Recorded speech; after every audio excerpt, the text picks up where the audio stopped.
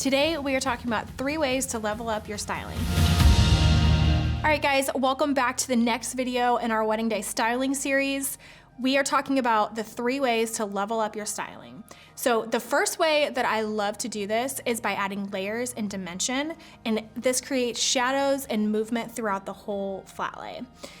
The first way that I like to do this actually is with styling blocks. So I make sure to have styling blocks with me. I have these 3 to show you now, but I also have little ones, and I also have different shapes and things like that to fit under different types of items that I'm styling.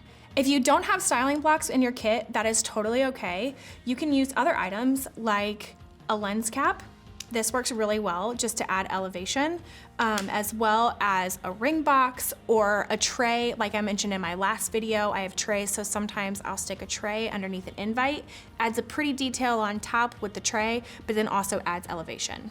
Even when I do have my styling cubes with me, I will still use other items like this because it adds a different height to certain items, and it just depends on where you want your eye to go.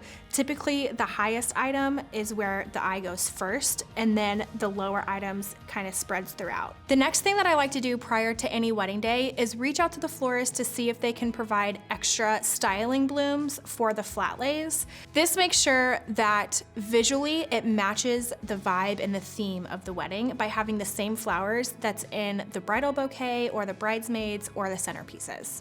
A lot of florists are already aware of this, so they may already provide you those, but it's never safe to assume. So reach out ahead of time and just make sure that you can get those styling blooms. Okay, the next way to level up your styling is to avoid matching your lines.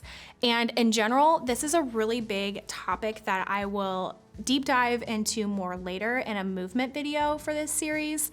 But in general, what I mean by this is matching up the straight edges to every invitation and piece in the invitation suite.